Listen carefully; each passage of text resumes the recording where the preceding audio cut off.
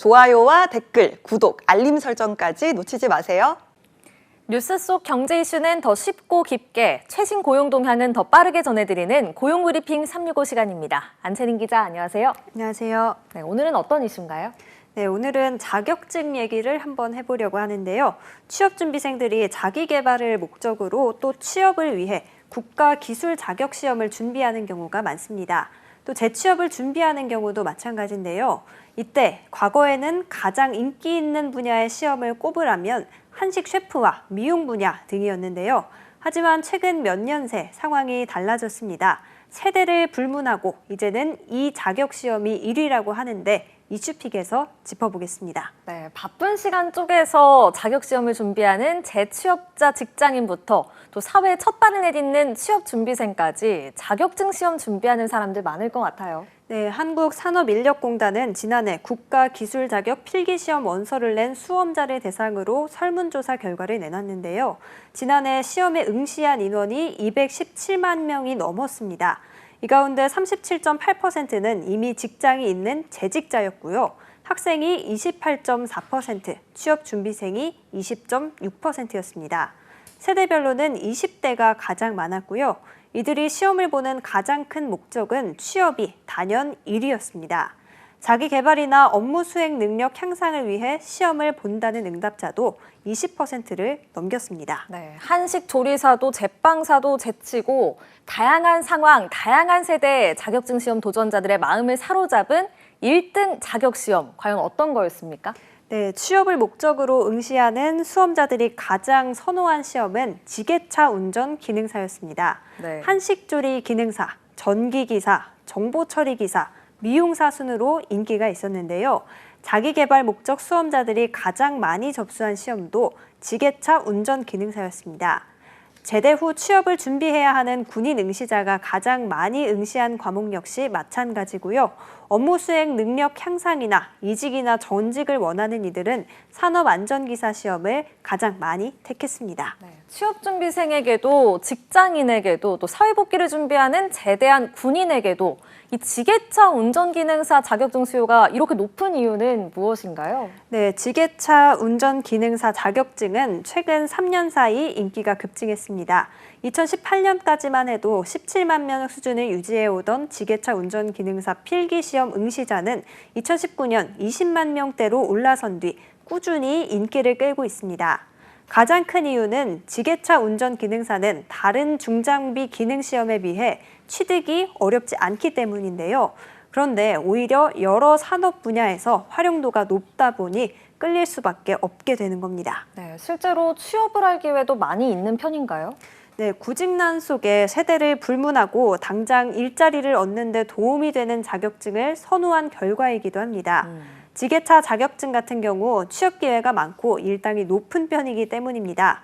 실제로 최악의 취업난 속에서도 취득자의 60% 이상이 취업이 될 정도로 실속이 있다 보니 매력적으로 느껴질 수밖에 없는 겁니다. 네, 이렇게 자격증의 신흥 강자로 지게차 자격증이 떠올랐지만 전통적으로 여전히 사랑받고 있는 자격증도 있죠.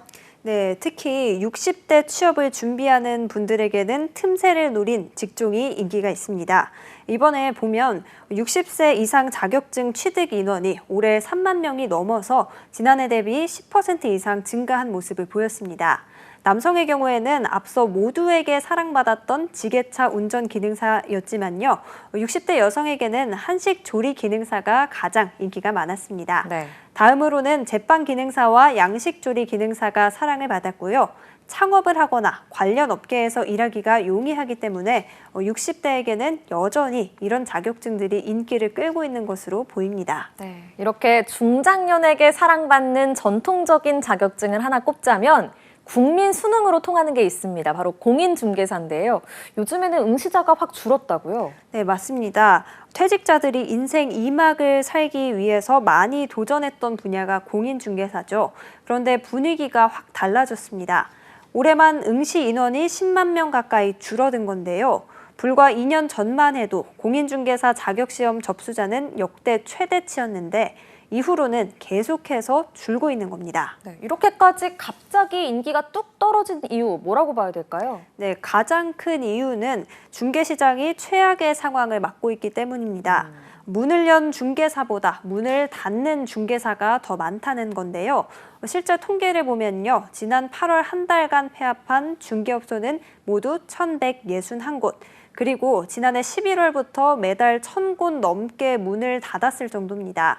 정부의 규제 완화 덕에 지난해 떨어졌던 집값이 일부 상승했지만 그 탓에 집주인들이 내놓는 매물을 소화해줄 실수요자들이 관망세에 들어가면서 실거래는 당분간 계속 줄어들 수밖에 없는 상황입니다. 네, 또 이딴 전세 사기 사태가 터지면서 공인중개사들의 책임이 이번에 더 확대됐잖아요. 네, 맞습니다. 전세 사기 사태가 터졌을 때 몇몇 공인중개사들이 사기에 가담했다는 의혹이 있었죠. 그래서 조사를 받게 되는 상황까지 이어졌습니다. 그뿐 아니라 직접 관여를 하지 않았더라도 업무에 소홀해서 전세 사기를 키운 측면이 있다는 평가도 나왔습니다. 그래서 정부가 공인중개사법 시행령 개정을 통해서 공인중개사에 대한 규제를 강화하면서 업계의 책임을 강화한 겁니다. 중개보조원은 의뢰인에게 반드시 신분을 밝혀야 하고요. 만약 위반할 경우 중개보조원과 소속 공인중개사에게 각각 과태료도 부과하게 됐습니다. 네, 당분간은 공인중개사 자격증 시험의 인기는 계속 줄어들 수밖에 없을 것 같습니다. 한껏 이슈 오늘 어떤 소식 준비하셨나요? 네, 이사철 앞두고 걱정하시는 분들 많을 텐데요. 전세 사기 피해 걱정 때문에 이사 가기 두렵다는 분들도 있었습니다. 심지어 전세 사기 피해자를 돕기 위해 특별법이 시행됐지만 전세 사기를 당한 분들 중 상당수는 도움을 받고 있지 못했습니다. 네, 정부에서 피해자들의 고통을 덜어주기 위해서 특별법을 비롯해 여러 대책을 내놨었잖아요. 그런데 도움을 못 받는 건가요? 네, 전세 사기 피해를 받지만 특별법에 따라 피해자로 인정된 가구는 10가구 중 4곳에 불과했습니다. 네. 피해자로 인정받지 못한 이유는 집주인의 고의성을 입증하기 어려워서가 가장 많았습니다. 또 예를 들면 1,000명 넘는 피해자를 내고 지난해 10월 갑자기 사망한 빌라왕 김모 씨 사태 기억하실 텐데요. 이때 한 피해자는 보증금 전액을 돌려받지 못했습니다. 건축물이 근린 생활시설이라 아예 이번에 정부 특별법 적용도 못 받은 겁니다. 이런 식의 불법 행위에 대해 등록임대 사업자를 정부가 관리하지 않아서요. 피해자들이 고스란히 고통을 받게 되는 겁니다. 특별법 사각지대가 속출하는 가운데 수원 등에서도 전세 사기 피해가 확산하면서 보다 현실적인 대책이 필요해 보입니다. 네. 자격증도 시대에 따라 환경에 따라 인기 있는 분야가 달라지고 있습니다. 여러분은 요즘 어떤 자격증 취득에 관심을 갖고 계신가요? 오늘도 안채린 기자와 함께했습니다. 고맙습니다. 지금까지 고용브리핑 365였습니다.